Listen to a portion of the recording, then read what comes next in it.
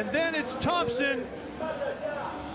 Lopes, and the rest of the field as they come across, including Kyle Chisholm on the number 11, who should be